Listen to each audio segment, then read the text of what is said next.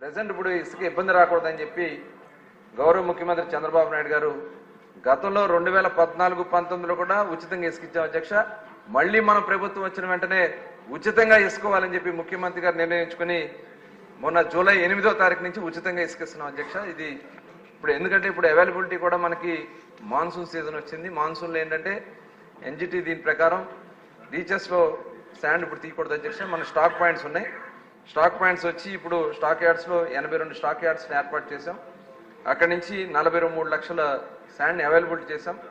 ఈ 3 నెలలకి మనకి కావాల్సిన సుమారుగా 1 కోటి టన్నులు మన రిక్వైర్మెంట్ ఉంటుంది అధ్యక్ష. ఆ 1 కోటి టన్నుల నిమిత్తం 43 లక్షలు ఏదైతే ఇప్పుడు స్టాక్ పాయింట్స్లో ఉన్నటువంటి అవైలబిలిటీ కాకుండా మనకి డీసిల్టేషన్ ద్వారా ఒక 70 లక్షల టన్నులు తీయాలని మనం పెట్టుకోవడం జరిగింది అధ్యక్ష. ఇది 1 కోటి టన్నులు మనం రెడీగా చేసుకున్నాం.